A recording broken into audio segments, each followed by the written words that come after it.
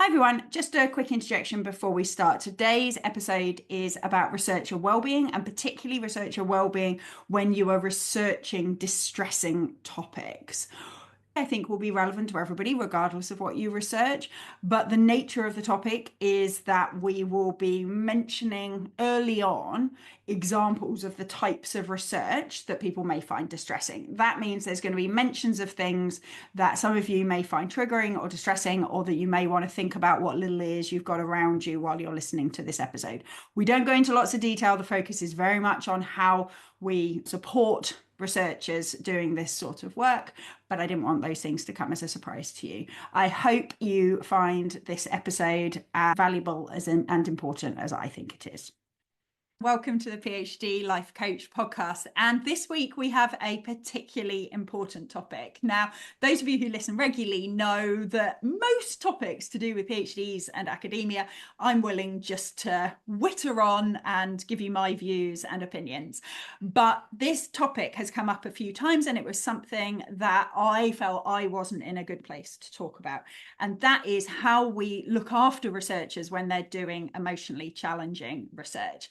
So I have two expert guests with me instead who can give us their views and advice on all the ways that we can look after ourselves and importantly that our institutions should be looking after us as well. So I'd like to welcome Dr. Tina Skinner and Sarah Warbis. Thank you so much for coming. And let's introduce yourselves. Sarah, should we go to you? Yeah, sure. So I am Sarah Warbis. I am literally just finishing my PhD in psychology at the University of Bath. My PhD has been looking at bystanders who witness a sexual assault and how we can encourage them to intervene and using virtual reality to study that.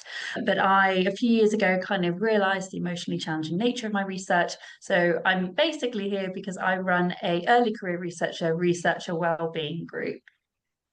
Amazing. And Tina? Hello, I'm Tina Skinner. I'm also from the University of Bath, but I completed my PhD in 1998, so a little while ago. I'm here because I run the Researcher Wellbeing Project, which started off at the University of Bath, but we're now taking it across several different universities to try and improve and address researcher wellbeing in emotionally challenging studies. I have studied gender-based violence for the last 30 years or so, and more recently, and by recently I mean in the last 15 years, I've done research around disability and employment. I'm disabled myself, I'm neurodiverse, I'm dyslexic, ADHD, and I have long-term pain. So I became particularly interested in that kind of field as well. So I come at the kind of researcher wellbeing area from both doing an emotionally challenging topic such as gender-based violence, but also from a kind of a neurodiverse and long-term pain perspective as well. Perfect. Okay, so let's start right at the beginning. What do we mean by emotionally challenging research? You guys have obviously given some specific examples there, but what types of things are we including? I tend to talk about emotionally challenging studies now, not just topics, because there are, the topics such as rape and sexual violence, which we've already mentioned, or being unwell or disability that can be challenging. And those topics can be challenging because we are ourselves experience those things or because they are intrinsically difficult to study. But then there are also things beyond things like crime or injustice that might mean that the context where we're studying is challenging. So it could be that we're studying something fairly innocuous, but the location where we're studying is perhaps be challenging and unsafe. But also the methods that we use might be particularly difficult as well. So in the biosciences, for example, there might be experiments that are being done with animals, which could be particularly challenging as well. And no matter what our perspective is on that, those can be particularly difficult for the people doing the experiment. So there's a whole kind of range of different ways in which we can see that studies can be emotionally challenging. Sarah, can you add stuff that Yeah, I I missed out? mean, definitely, as Tina said, it's not just the topics, it's the methods and everything. And yeah, if you're testing something or if you're doing research in a war zone, obviously that's going to have an impact regardless of the topic. I think just to give a few other examples, obviously, I've spoken to researchers who study death, which obviously is one of the most upsetting topics we can talk about, and how people grieve, how we kind of had the funeral process and everything.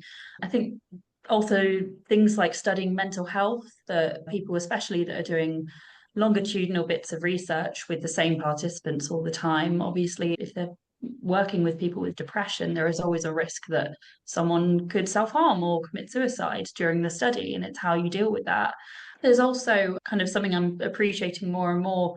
A lot of people who research climate change as well can be really upset by their research of climate anxiety around dealing with basically researching the end of the world to a degree, and the anxiety that comes with that. So there's so many different topics that can be emotionally challenging, but I think the important thing is it's down to the individual to define what that is for them.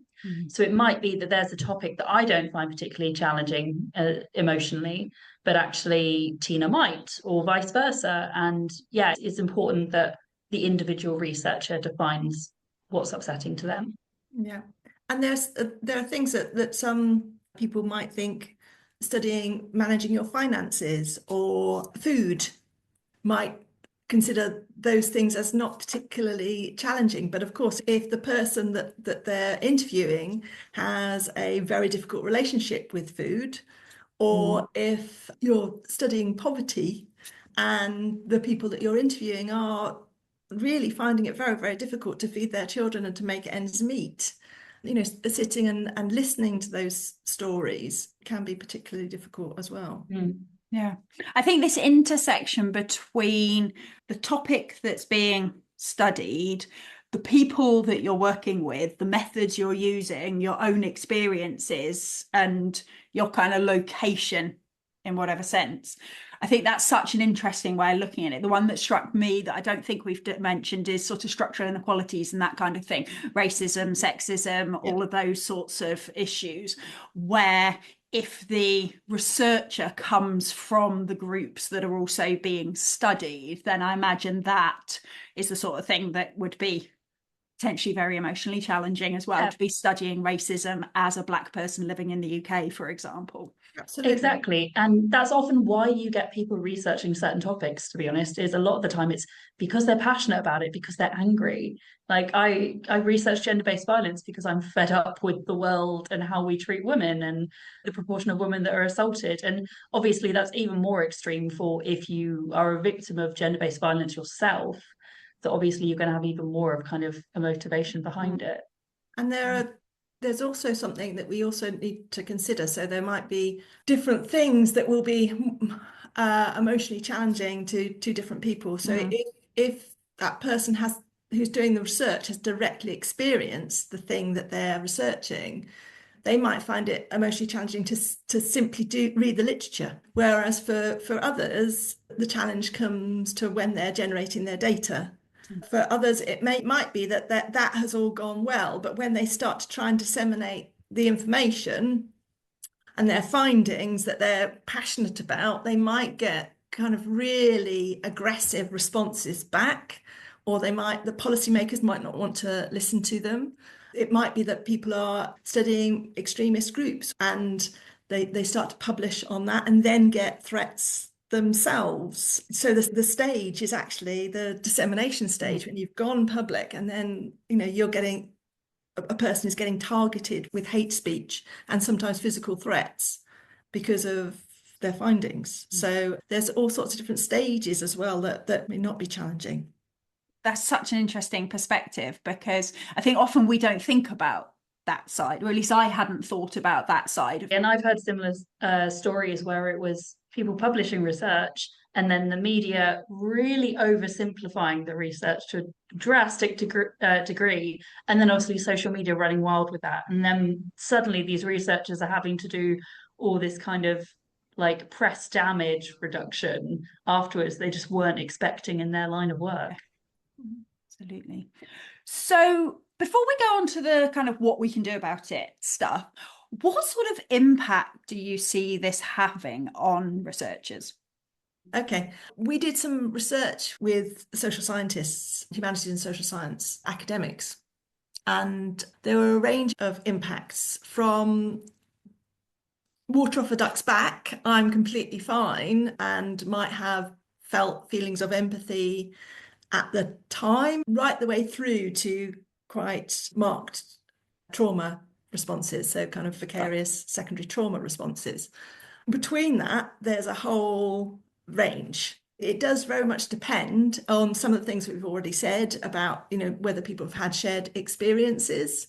It depends on the training that they've had and the things that they have in place. So less likely to have a more severe impact if they've got training in place and got the support available, which is why we're going to be talking about that later on.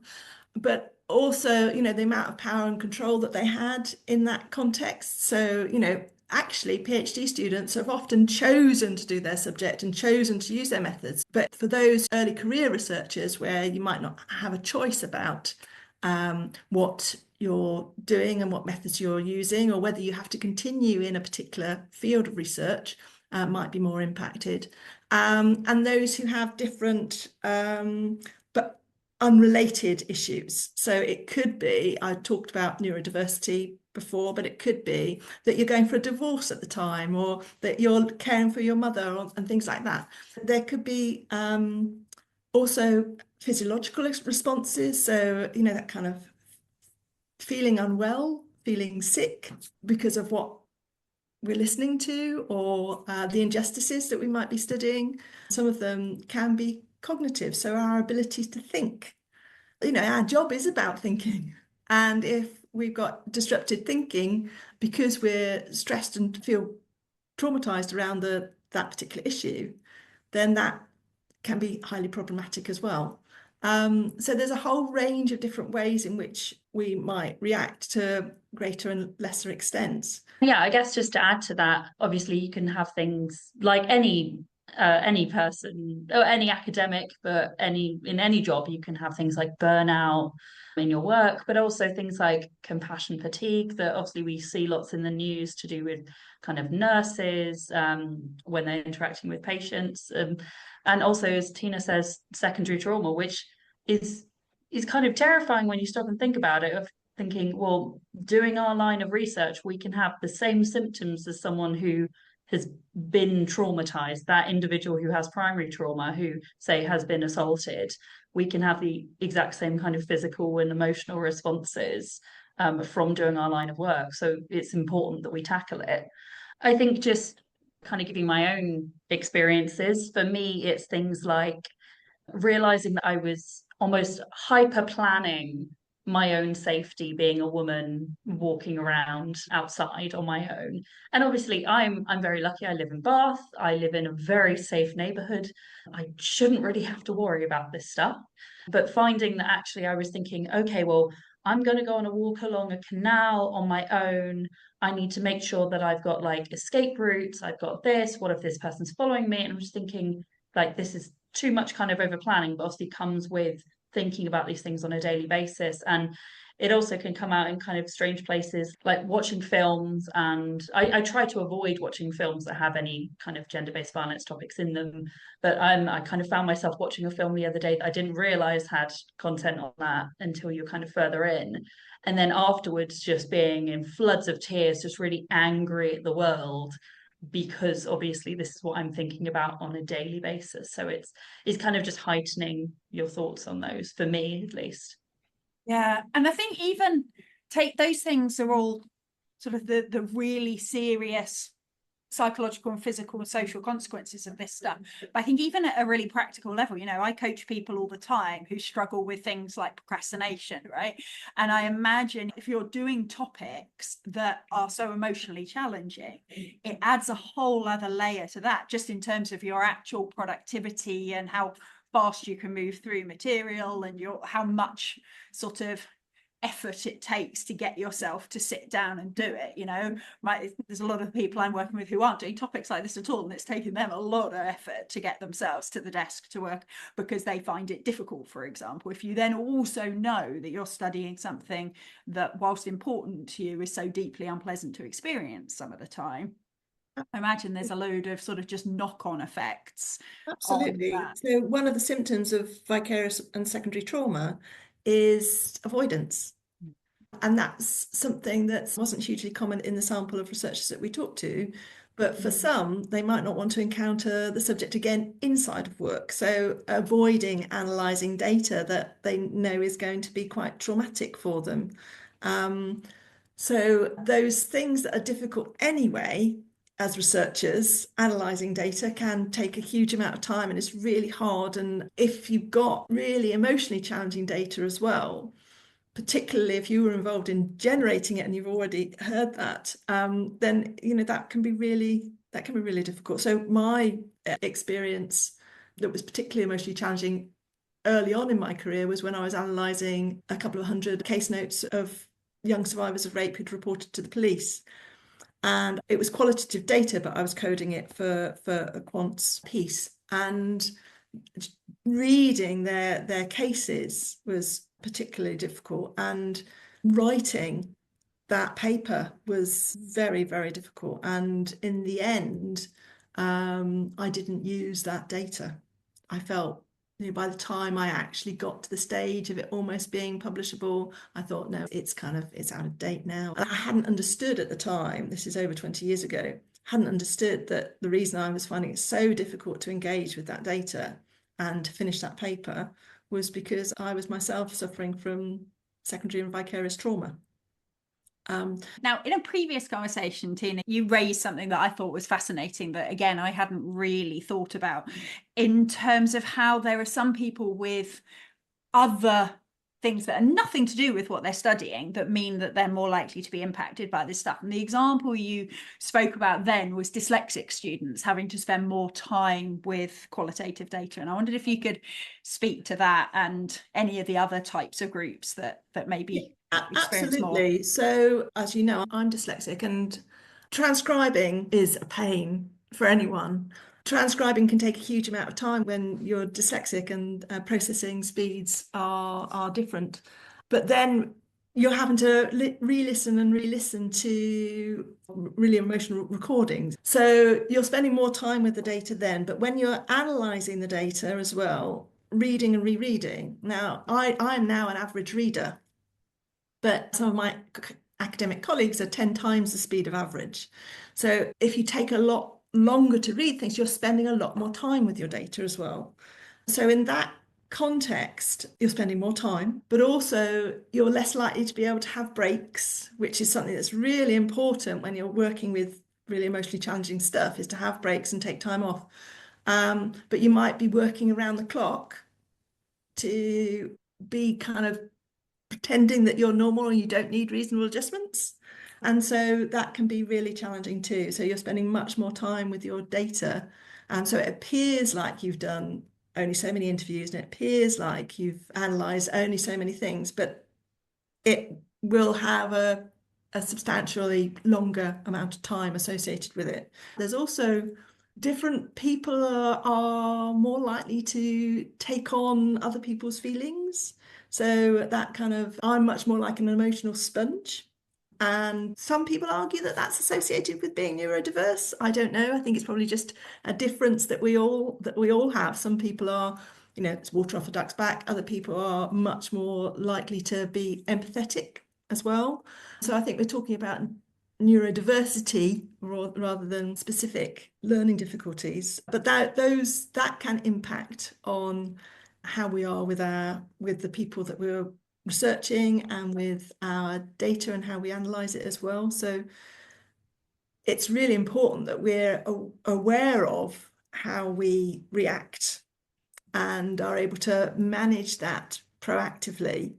So I know that I'm a sponge, and so I make sure that I've got lots in my kind of wellbeing toolkit to look after myself, and also to make sure that my research participants are looked after, because if I don't, then I worry about them. So, there's lots of ways in which you might need to prepare really effectively. I mean, we should all be preparing effectively, but if we understand ourselves, that can really help us to think about how we look after ourselves in that process. And I think that's such an important thing for supervisors with students, especially if the supervisors perhaps aren't neurodiverse, don't have disabilities, perhaps are more of a sort of water off the duck's back type person, to not assume that the people they're working with are going to respond in the same way when they start supervising people in these sorts of topics. I think those are the sorts of things that it's really important to remember, that not everyone will respond Absolutely. the way you do. And that goes both ways. Yes. So, and I think that was one of the things that was really helpful for me when I did the researcher wellbeing project study, was to be able to understand that there are people this really doesn't affect, but they're in the minority. Those who are more extremely affected, like me, are also in the minority, but everyone else is a continuum in between. And when we're starting off I thought I was really quite tough. And before I was 30, I pretty much didn't cry very much at all. We don't know if we're going to be the people that are affected or not. And so the important thing is to prepare, to have resources in our toolbox to look after ourselves, such that if it does start to affect us, then we have these things in place, but that we're also already looking after our well-being anyway. But of course, some of the people listening may have already undertaken their research and be already analysing the data and feeling a sense that this is affecting me, and be thinking about, okay, so what can I do now? And we're going to kind of start to talk about that too. Quick interjection. If you're finding today's session useful, but you're driving or walking the dog or doing the dishes, I want you to do one thing for me after you've finished. Go to my website, phdlifecoach.com, and sign up for my newsletter. We all know that we listen to podcasts and we think, oh, this is really, really useful, I should do that. And then we don't end up doing it. My newsletter is designed specifically to help you make sure you actually use the stuff that you hear here. So every week you'll get a quick summary of the podcast, you'll get some reflective questions, and you'll get one action that you can take immediately to start implementing the things we've talked about. My newsletter community also have access to 1 session a month of online group coaching, which is completely free, but you have to be on an email list to get access. They're also the first to hear when there's spaces on my one-to-one coaching, or when there are other programs and workshops that you can get involved with. So after you've listened, or even right now, make sure you go and sign up. Absolutely. And should we start there in terms of what people who either are looking to do this sort of research or find themselves in the midst of it can do to look after themselves? And we'll think about the impact of what can be set up at kind of institutional research team level in a second. But what can people do for themselves? One of the things that I've been trying to advocate for, and I use myself for myself and with the students and staff that I work with, is what I've called a researcher wellbeing plan. And I specifically call it a researcher wellbeing plan rather than self-care plan, because I don't think it's just about self-care. It's about thinking about how we can care for ourselves, but also how we can draw on family, friends, supervisors, teams, groups, networks to help us cope with this kind of work. And the kind of things that we're talking about are, Maslow's hierarchy of needs, right? At the base level, you need to get the food and the sleep and all of those kinds of things sorted. So what are we eating at decent times? Are we looking after ourselves in that way? So that's good for any student, right? And then if we're thinking about the next level up, we're thinking about, safety and security in terms of our body, our health. So looking after our physical health is really important. So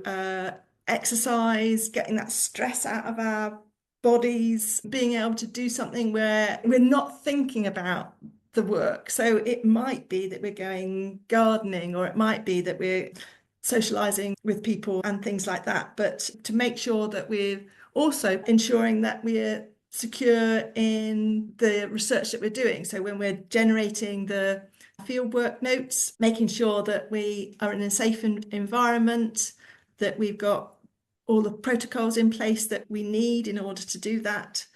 And then that kind of next level of Maslow's hierarchy is kind of feeling a sense of belonging and making sure that we're working in a team or a sense of a team. And that feels quite difficult when we're talking about, you might just be working on your own with your supervisor, but actually that's a team, right? So trying to make sure that we're working cooperatively in a supportive way, really effective, and particularly when we're doing emotionally challenging work, that sense of being part of a team. So it could be that there are other students who are doing work around a similar topic to you. So it's that kind of sense of kind of connection.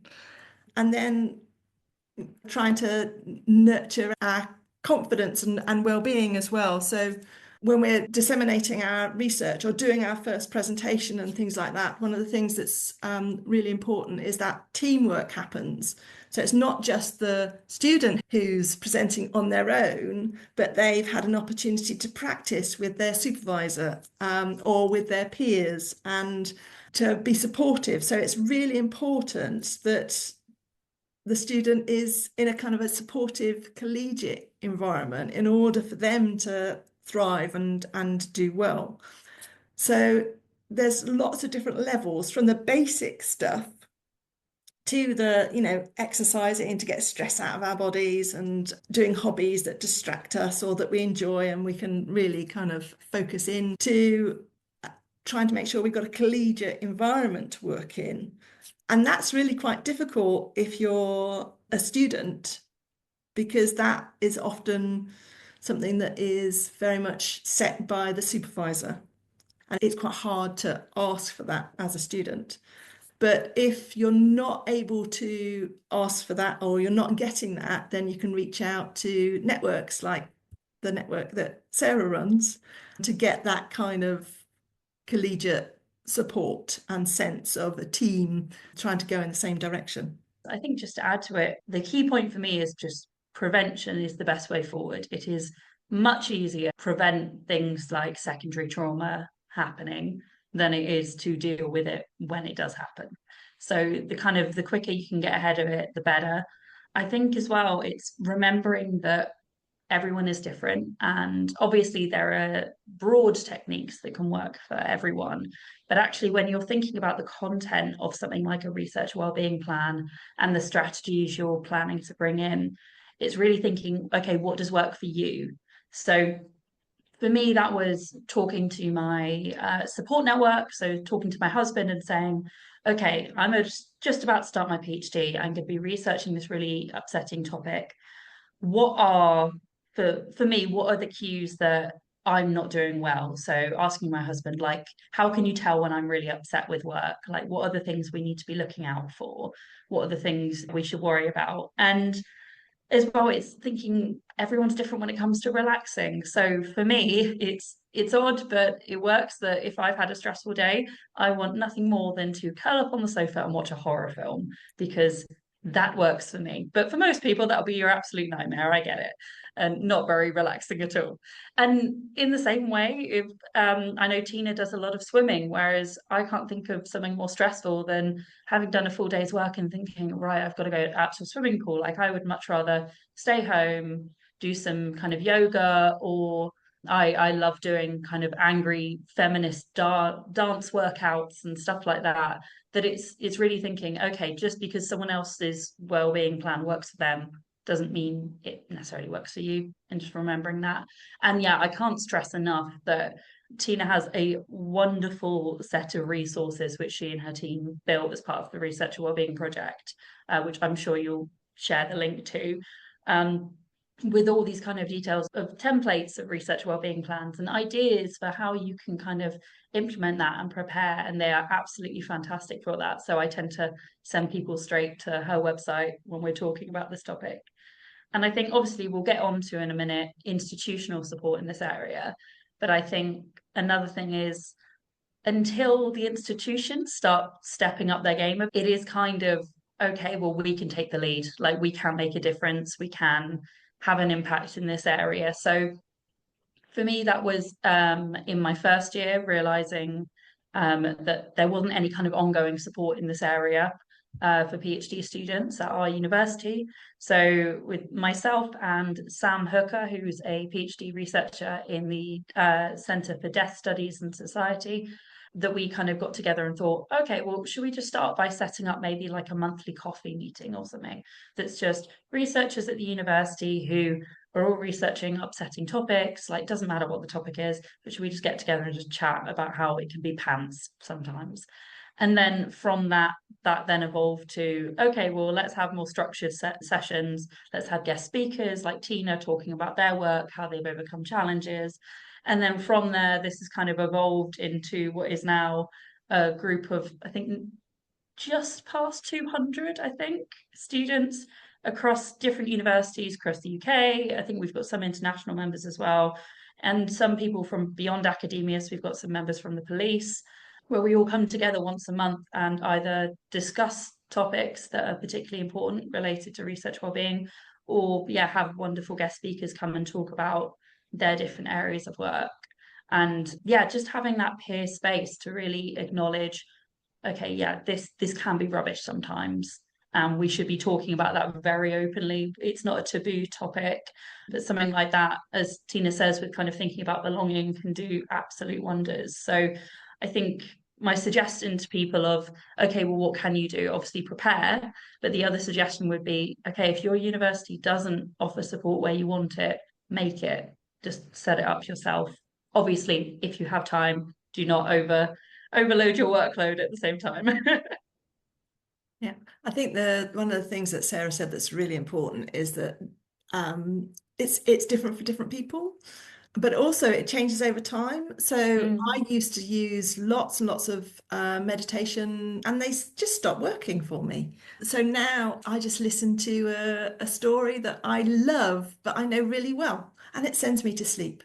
Not because it's not very good, but just because, it's a comfort thing. And those things what works for you at one time might not work for you at another time as well. So it's being prepared to kind of get something else out of your toolbox, and try it out. And there are also, counselling and support that you can get through the NHS, but also from the university. And some counsellors are not great. And you might turn up and think, I'm not talking to them, but others might be really good. So it's worth kind of trying. So having that in your kind of toolbox as well. One of the things that we've been pushing for is, if you know that it's an emotionally challenging topic beforehand, to have clinical supervision available, which obviously is that's a monthly thing that costs about £75 an hour. So it's building that into a research proposal at the start. And if you haven't got that, then it's asking your head of department or your doctoral training partnership lead and trying to find that funding. Clinical supervision is a preventative thing. Trauma-focused counselling after the event is another thing. So we recommend 10 to 20 sessions of trauma-focused counselling. And again, that's something that you have to convince your university that there is a need for that. And because it goes over and above the kind of standard 6 sessions of stress management counselling that you can access through student services or through staff services.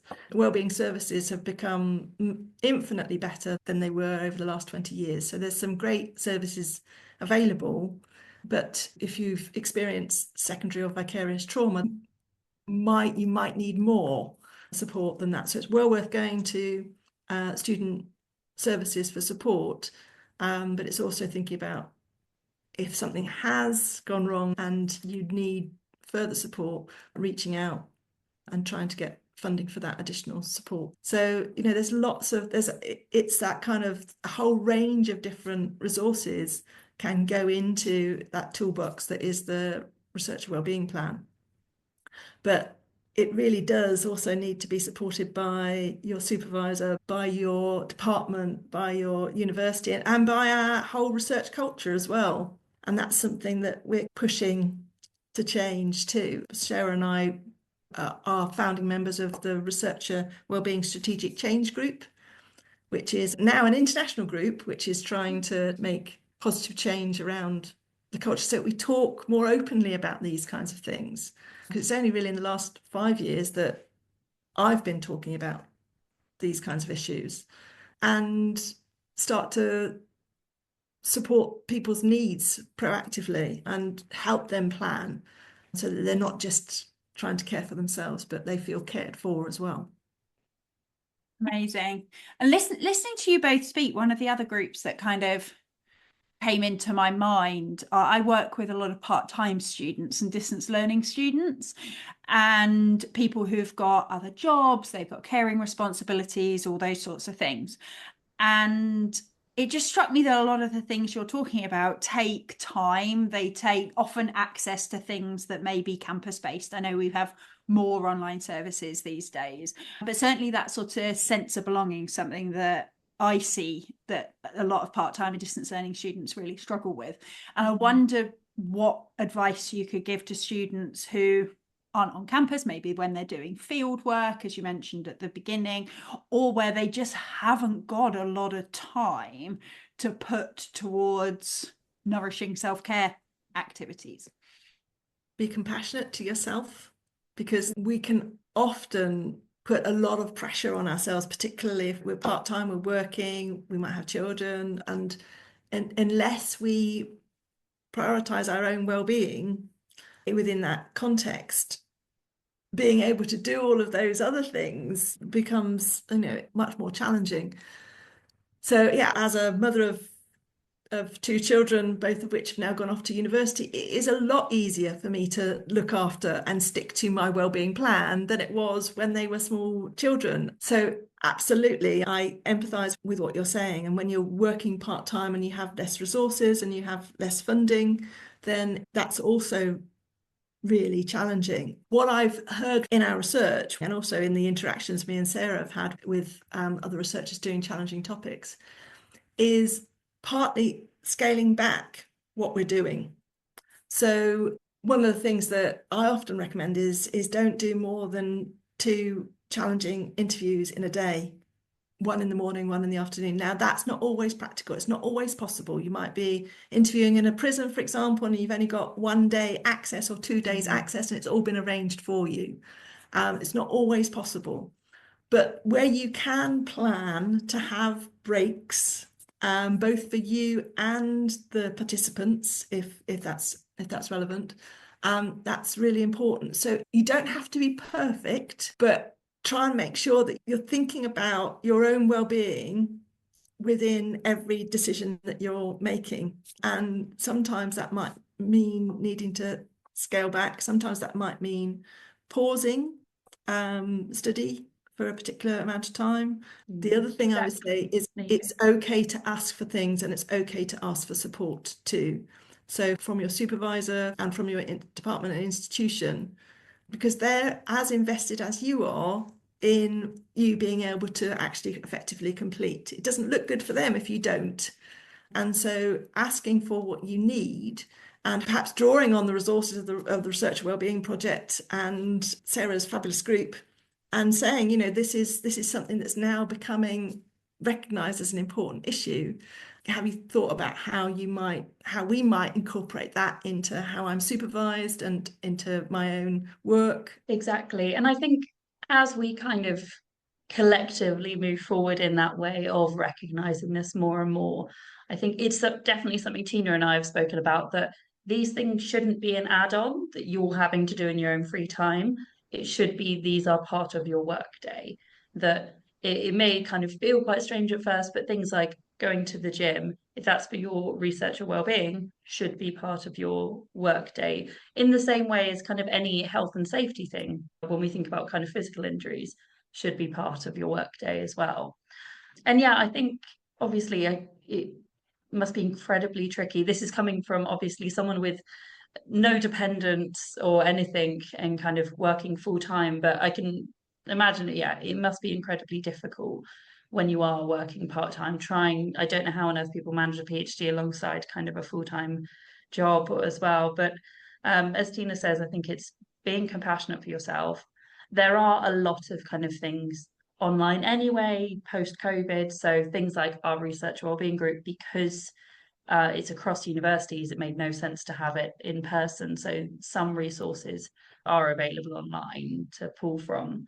And yeah, I think it's kind of coming back to something Tina said. I think it's thinking about what looking after yourself means to you. But that might not be you are doing everything under the sun. You are doing clinical supervision, gym, yoga, meditation, extra therapy. It might be you are just giving yourself a 30-minute break in between transcriptions, having a cup of tea, and just focusing on yourself for a bit. And like before you pick the kids up, like that might be what it is for you. So it's just it's trying to be compassionate with yourself as well. Absolutely. And sometimes looking after yourself is, just thinking, okay, the only way I can cope is thinking about what's the next right step. So not putting huge amounts of pressure on yourself, because a PhD is a huge amount of pressure, jobs, a huge amount of pressure, family responsibilities, a huge amount of pressure. But in this moment, what's the next right step? What can I do? It's also thinking, although we feel like we don't have time, sometimes that taking that break allows our brains to work better. So just taking a break, closing your eyes, breathing, it's basic, but taking a breath in for 4, pausing for 5, and then breathing out for 6. That calms down our whole bodies and tells our bodies that there is no danger right here, it's just a computer, don't worry. So there are small things that we can do, and if we start to build them into our standard daily practice, if they become the automatic thing, if the automatic thing is take a breath, take a break, have a drink of water, rather than let's just soldier on, I'll be fine. Yeah, then those things only take a few minutes, but they can make a huge difference to how we feel about things. Exactly.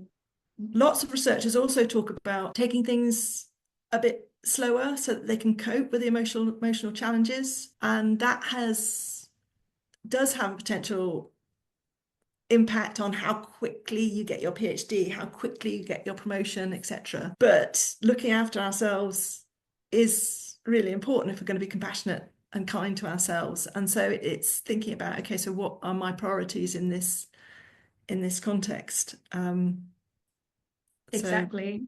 And just to add to that as well, I think we often kind of panic during a PhD about, oh God, like I want to finish within 3 years and I've only got so many months left, and it's kind of a mad panic. And obviously it is incredibly difficult when funding does not cover beyond a certain period. So I do get that, but I think it's just knowing with hindsight in 5, 10 years time, obviously you will look back and you will see I got a PhD. You won't see I got a PhD in 2 years, 9 months and 5 days versus 3 years and 2 months and 2 days.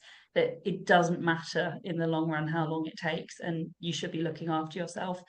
And also just thinking about people who have kids or are carers for family members, that it's something I always say to like friends and family with young kids when they're kind of going through a stressful period of you aren't any use to them if you're not looking after yourself.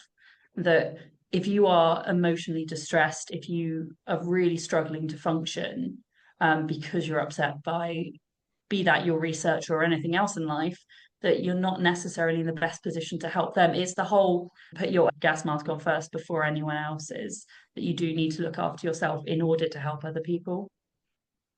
One of the things you mentioned there, Sarah, I think is really interesting, this idea of it not being an add-on and it being structural. So one of the things I was thinking about is, are there ways of designing studies to sort of be cognizant of all this stuff? So I'm thinking in terms of like being realistic about the number of interviews that you need for an article to be usable, etc.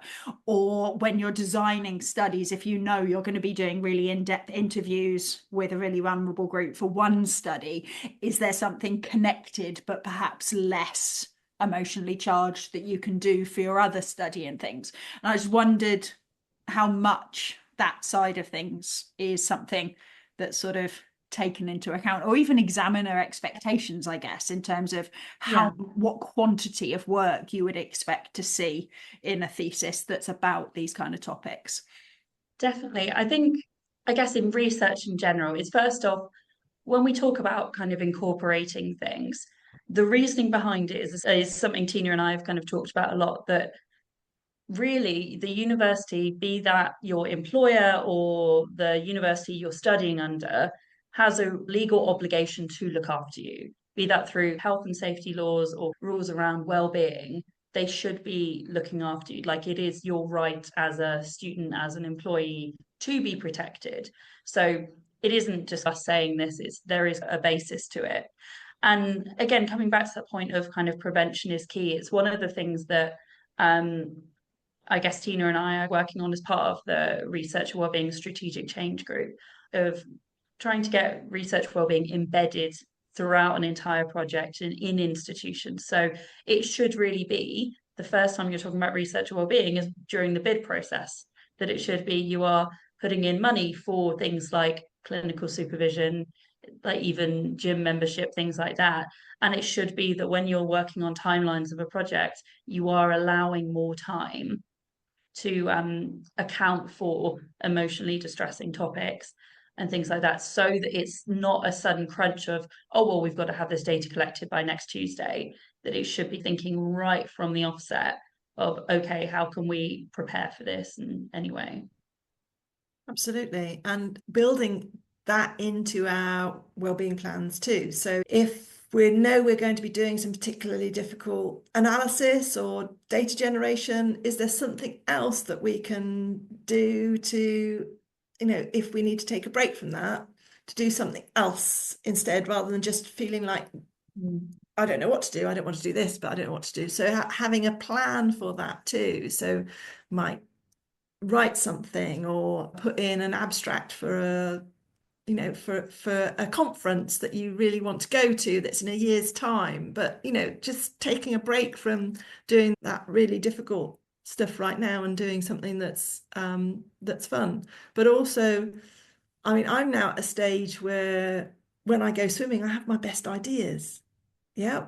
So I used to go swimming to forget about work and was desperately trying to forget about work. Now I'm going, oh, that's a good idea. I've not thought of that before. And so if we have a different attitude towards looking after ourselves, so if I'm running a tutorial, which loads of PhD students might be running tutorials for students and things, if I can, and if it's not raining, we go outside and we go for a walk. So we're out of the office, but we're also, we're walking along, having a nice chat, the same conversation that we would be having around the study that they're doing, or they might have a particularly difficult thing that's happening. But I'm building my well-being into the way that I work. At the start of lectures, I now bung on some music because, like Sarah, I like to dance out any stress. I get really stressed before a lecture, so I, put the music on. And the students are not many, but occasionally I get one bopping along with me. But it's building those things in. So it is about, I think, trying to change the culture that we're working in as well. The idea that we should be strapped to a desk. While I mean, as a person with ADHD, that was the only way I could stay at a desk and work was to imagine myself chained to it. So that's not a healthy way of working. So thinking about alternative ways that we can work in order to do things. So now, for example, when I'm doing the first listen through of interviews, I will listen through while I'm walking. I have to get special permission to do that because I'm on a mobile device. But one way of doing things to help stimulate my thinking around how we're going to analyze this data. So there are different ways that we might be able to build that in. And if a university has guidance that has these kinds of recommendations and these kinds of options, that people don't have to continually be rethinking, oh, well, how can I do this? How can I manage my well-being a bit better? If they've got guidance around this kind of stuff, that's helpful. And we've produced some guidance from the Research Wellbeing Project of how to write a wellbeing plan, and we've got template and what kinds of things might go into your wellbeing plan, but also how to manage the wellbeing of your research participants and what to do when you get really distressed. And so we've written those as drafts that anyone can take and cut and paste, just reference. And at the University of Bath, the plan is that eventually we will be making those mainstream documents. They have to be edited and developed and approved for this university. And I've set up something called DW4R Well, which goes across Bristol, Bath, Exeter and Cardiff. And we're all trying to work together to have similar guidance and recommendations around these issues. So we're trying to get a kind of a cultural shift where we're thinking about our well-being as much in the ethical procedures and the initial design of a research project as we are our participants' well-being.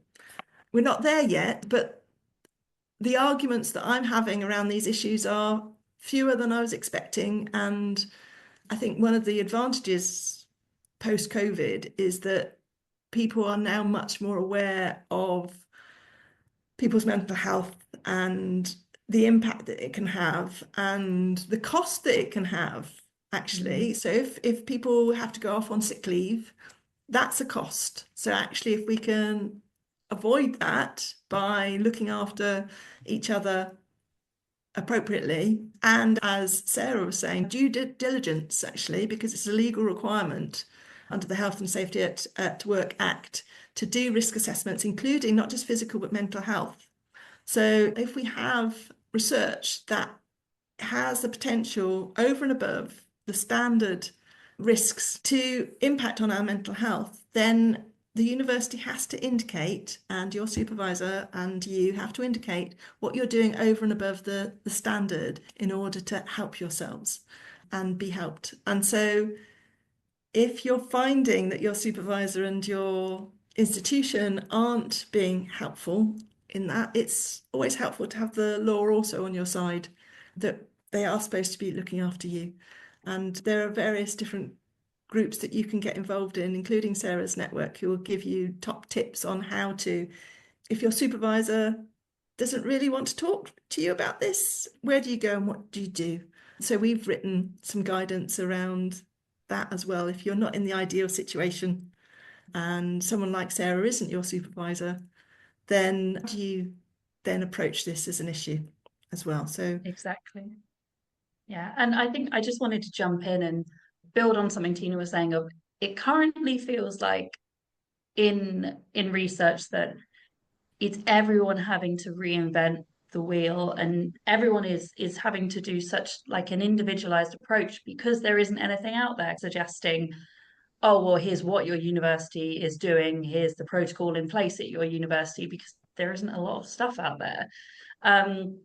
So it feels like everyone's having to say, oh, well, how could I look after myself? And yeah, what could I do here? Whereas the big thing that we're trying to work towards at the moment as well is leveling kind of universities together so that we have standardized procedures across them, and there is an expectation as well, not just in institutions but also with funders, that it's not an anomaly to suddenly have someone asking for clinical supervision in a bid, that actually it's expected that, oh, okay, yeah, you're doing an emotionally challenging topic, why haven't you asked for this? That should be part of it.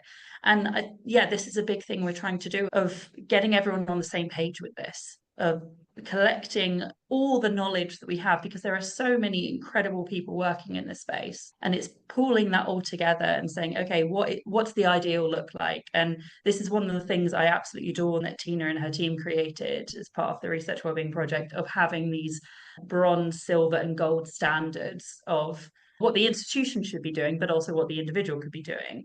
So this is the standard. This is what we need to be working towards so that everyone is on the same page. Perfect. And I think checking, even just as basic as checking what your university actually does provide.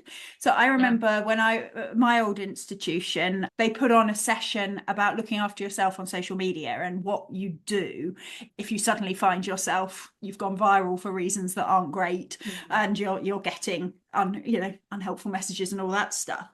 And I'd been there 20 years. I had no idea that there's a 24-hour phone number at the university where if you find yourself receiving abuse on social media because of work-related social media posts, you can contact them and they'll advise you what to do. And I guarantee that many, many, many people at the university, I don't know if it still exists, I presume it did when I was taught about it anyway, it did. I guarantee there'll be loads of people who didn't know that that's the case. And so I think sometimes it's not even having to reinvent these things at universities. It's even just making sure that people within these huge institutions actually even know what the different bits of the university are providing. Absolutely. And so one part of the wellbeing plan is, okay, so what are the services that I can access? And one of the things that I asked master's students, I was running a session for master's and PhD students at the University of Bath around, researcher wellbeing and how to write your own plan and stuff, is for them to just go and pop into the counselling service and just into reception and ask, okay, so what do you do? What do you offer? Not because they necessarily need it now, although I think some of them might have done, but so that they know where to go and who to talk to if things do go not so well for them. There are kind of great talking therapies that you can access depending on your area through the NHS. Now, most of them are cognitive behavioural therapy, which doesn't suit everybody, but I've used it 3 times and eventually it's quite helpful. So there are different stages at which you might be able to, and different services that might be effective for you, many of which are free. They have waiting lists. So the NHS tends to be a year's waiting list, but sorting out and working out before you get to a crisis stage is really good. And our university now does have a crisis counselling service that you can just ring up 24 hours. And then you're able to have that person to talk to help you plan and to help you think through those different issues. And again, it's planning, but also, if the first one you try isn't terribly good, try someone else. And remembering that certainly in a university, these things are likely to be provided by a variety of different teams, right? When I think back to my experience, sometimes it's counselling and wellbeing that provide this stuff, but sometimes it's the staff support unit, sometimes it's the graduate school, sometimes it's disability services, sometimes it's library services. It's all these different bits of universities that often have their own bits to do with specific wellbeing to their part of it. Also, just to contextualise, we have worldwide listeners here, so we've been quite UK centric in terms of talking NHS and all those things, but essentially that message of doing your research as to what's available in your country, your institution, your programme is... Well, if you're in other Northern European countries, your access to services might be infinitely better than ours. When I'm doing training in Norway or Denmark or Sweden, the need for having trauma-focused counselling as an option that's already pre-funded within your funding bid is not necessarily there, because you can get you can get a clinical psychologist much quicker and much easier in that environment. And there are other environments where the likelihood of that is really small, and it's about how you can draw upon different resources in that context. So there's a range of diversity, and it's thinking about what will work for you in your context and what is available, and finding out what things are available is part of that process. Exactly. But I do think also it's important to note that it's obviously incredible for researchers to be taking a proactive approach, especially PhD researchers, with finding those resources. But again, coming back to that institutional change, there should also be training for supervisors so they are aware of this to begin with. So they know the resources that their student has that they can use. Yeah, 100%. We provide training through the Researcher Wellbeing Project, which is we've kept the fee really, really small. So I think it's £20 for a PhD student and £40 for a member of staff, just so that they can access that training. But the other thing that I find really hopeful is, PhD students are the academics of the future, right? So you might not have had this support, right? I didn't have this support, but you can make sure that your own students do. You can make sure that your own teams do. You can make sure that your next funded proposal, and as you become more influential, you build that in. So it's learning from your own experience, putting in place what you can now, but then having the aim to increase and improve in the future as well. So this kind of learning around how we look after our well-being isn't just for you now, it's for you, when you're in the position where you can make those decisions and when you can make those applications yourself, and building in what is needed for you and your team. Exactly. And even when you are a PhD researcher, that I've been lucky that I've had, I think, about 7 research apprentices work under me on my research, who are all volunteers. But one of the first things I do is talk about researcher wellbeing and how we're going to prepare for that, and talking about what they can expect, and how to look after themselves, so that it's ingrained from the first step. So even as a PhD researcher, we still have responsibilities for others, even at this stage of our career. Mm-hmm. Yeah, and Sarah's in the psychology department, and it's quite different from I'm in criminology, sociology, and social policy, and it's managed quite different. I quite like the way it's managed in psychology. So it does depend on your department, but you also have PhD students who are tutoring, who are supervising dissertations and mentoring other PhD students, and all of those are opportunities to help other people think about how they look after themselves while you're looking after, yourself as well. So it's a lot of potential for your listeners to make a big difference in this area. Yes. And thank you so much, not just for coming in and giving so many wise words, but for all this work that you do. The actual research that you do is emotionally challenging, but I'm sure running these networks, while very rewarding, is emotionally challenging and time consuming in itself. So the whole sector thanks you. So where can people find out more? You've mentioned a couple of resources. I'll link them in the show notes, but if there was one place that you would send people, each of you, where would that be? Well, I was going to just say the Researcher Wellbeing Project webpage, which has, I think you're going to provide the link, has the report that we wrote, but it also has all of the things that we were talking about. So it has a link to Sarah's wonderful network and other networks that you can use if you're not an early career researcher. So there's those things, but it also has all the resources that we've been talking about in terms of wellbeing plans and guidance and things like that, as well as there's also a section that has the Researcher Wellbeing Strategic Change Group, where if you want to influence change around this, and you can do that if you're a PhD student, as Sarah is one of our founders has demonstrated, there is the information there too. And under that information is top tips if you're trying to bring this into your department and you want to start a discussion around this. So that's where I would recommend you had a look. Yeah, I was going to say the exact same thing. I would go straight to Tina's Researcher Wellbeing Project webpage. And like she said, it has links to my group, but also you will be providing, Vicky, the more direct link to sign up to my group if you want the kind of more peer support aspect. But as Tina mentioned, there's so many resources on her project's webpage. There's things as well like what to do if your participant becomes distressed in this situation. Again, thinking about more broadly about it being an emotionally challenging topic for the participants as well as us. There's so many fantastic resources on there and so many links to other kind of networks and resources. So I would definitely check it out. Amazing. Absolute wealth of support for people. Thank you so much for coming on. I really appreciate it. Thank you everyone for listening, and I will see you next week.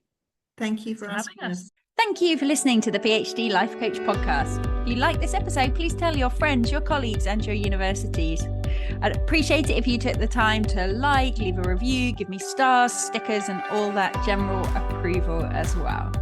If you'd like to find out more about working with me, either for yourself or for people at your university, please check out my website at thephdlifecoach.com. You can also sign up to hear more about my free group coaching sessions for PhD students and academics. See you next time.